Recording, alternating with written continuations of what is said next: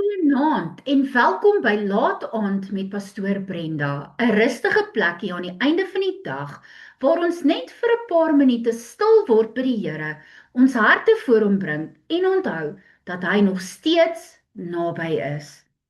Vanaand wil ek praat met die persoon wat moeg geword het om jouself die heeltyd te verduidelik.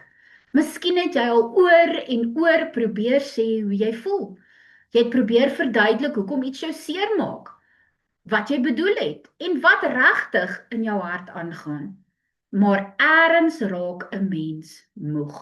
Jy raak moeg om dieselfde ding weer en weer te sê. Jy raak moeg om jou woorde mooi te kies, net sodat dit nie nog steeds verkeerd verstaan word nie.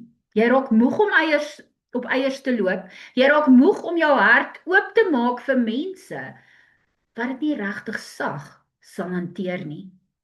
En dan begin jy stil word.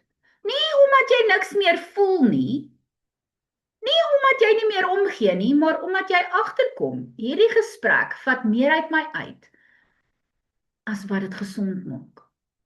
Partykeer sê jy net, dis reg, maar die binne in jou, weet jy, dis nie reg nie. Jy skree hier binne in jou, maar jy sê maar net, dit is reg. Jy praat minder, maar jou hart is nog vol. Jy verduidelik minder, maar jou gedagtes draai nog om dit wat gebeur het. En vanaand wil ek jou herinner, die Here weet wat jy probeer sê, selfs toe mense jou nie verstaan het nie. Psalm 139 vers 1 tot 4 sê, Here, U ondersoek my en U ken my hart. U ken my sit en my opstaan. U verstaan van ver af wat ek in gedagte het. U deurgrond my, gaan en lê in my, met al my paaie is U vertroud. Ja, daar is nog nie 'n woord op my tong nie. Kyk, Here, U ken dit geheel en al. Dit beteken die Here ken nie net die woorde wat jy gesê het nie, hy ken ook die woorde wat vasgesit het in jou keel. Hy ken die trane agter jou stilte, hy ken die bedoeling agter jou reaksie. En dit bring vir my soveel troos, want mense sien nie net die dele van die storie. Hulle hoor soms net een sin. Hulle sien soms net een oomblik, maar God sien die hele hart. Nie almal gaan jou verstaan nie. Dis 'n harde ding om te aanvaar, maar dit is ongelukkig waar. Party mense luister deur hulle eie seer. Party mense hoor wat hulle reeds besluit het. En party mense wil nie verstaan nie. Hulle wil net reg wees. En as jy nie versigtig is nie, verloor jy jou vrede, omdat jy probeer bewys dat jou hart reg was. Maar julle vrede is kosbaar. Spreuke 4 vers 23 sê, bewaak jou hart meer as alles wat bewaar moet word, want daaruit is die oorspronge van die lewe. Om jou hart te bewaak beteken nie jy raak koud nie, dit beteken jy begin wysheid gebruik. Jy hoef nie jou diepste seer met almal te deel nie. Jy hoef nie elke keer terug te gaan na dieselfde gesprek wat jou net weer leeg laat nie. Jy hoef nie aan te hou verduidelik by mense wat nie regtig wil luister nie. Daar's tye wat jy moet praat, daar's tye wat jy eerlik moet sê, dit het my seer gemaak, en daar's tye wat jy grense moet stel. Maar daar is ook tye wat jy moet sê, Here, ek het gedoen wat ek kon, en nou los ek dit in U hande. Jesus het ook geweet wanneer om te praat en wanneer om stil te bly.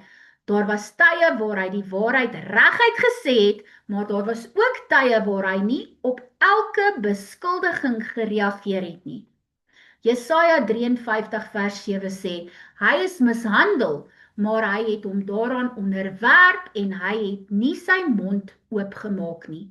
Jesus se stilte was nie swakheid nie, dit was krag onder beheer, dit was vertroue in die Vader, en dalk is dit wat die Here vanaand ook in jou hart wil doen.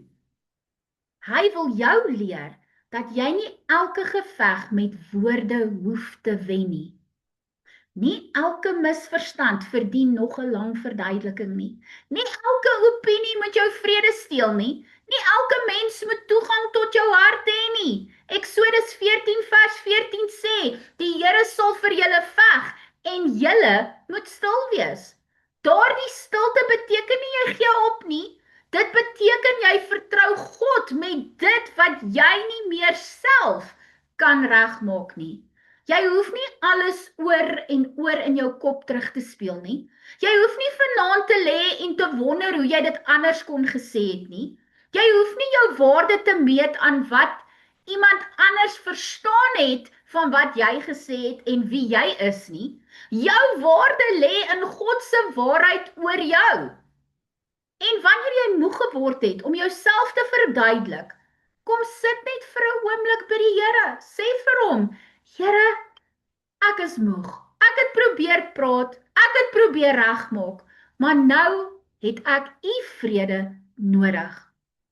Want die Here wil nie hê jou stilte moet bitterheid word nie. Hy wil hê jou stilte moet 'n plek van genesing word. Hy wil jou hart sag hou, maar jou ook wys maak. Hy wil jou leer om te praat wanneer dit nodig is en stil te bly wanneer stilte jou vrede beskerm. Jakobus 1 vers 5 sê, as iemand van julle wysheid kort kom, laat hy dit van God bid, want aan almal gegee sonder voorbehoud en sonder verwyte, en dit sal aan hom gegee word. So vra hom vanaand vir wysheid. Wysheid vir die regte woorde, wysheid vir die regte tyd, en wysheid om te weet wanneer jy genoeg gesê het. Want soms het jy genoeg gesê. Jy het jou hart gedeel, jy het probeer, en nou mag jy rus in die wete dat God die waarheid ken. Hy ken jou hart, hy ken jou bedoeling, en hy weet wat dit jou gekos het. Kom ons bid saam. Papa Vader, vanaand bid ek vir elke persoon wat moeg geword het om hulle self te verduidelik. U weet waar hulle probeer praat het, maar nie gehoor is nie. U weet waar hulle woorde verkeerd verstaan is, waar hulle harte seer gekry het en waar hulle stil geraak het, omdat hulle nie meer die krag gehad het om weer te verduidelik nie. Papa Vader, ek bid dat u hulle harte sal aanraak op daardie diep plekke waar woorde hulle moeg gemaak het. Genees die seer wat hulle binnehou. Verwyder die bitterheid wat probeer wortel skiet en help hulle om hulle harte te bewaak sonder om hard te word. Gee vir hulle wysheid om te weet wanneer om te praat en wanneer om stil te bly. Gee vir hulle vrede waar gesprekke nog in hulle gedagtes rondloop. En herinner hulle vanaand dat hulle nie hulle self aan almal hoef te bewys nie, want u ken hulle harte. Papa Vader, ek bid dat u hulle sag sal hou, maar ook sterk, dat u hulle sal leer om nie uit seer te reageer nie, maar uit vrede, en dat hulle sal rus in die wete dat u die waarheid ken, selfs wanneer mense hulle nie verstaan nie. Ons bid dit alles in Jesus naam. Amen. Mag die Here jou vrede herstel waar woorde jou moeg gemaak het. Mag jy onthou, God ken jou hart en dit is genoeg. Geseënde nag. Shalom.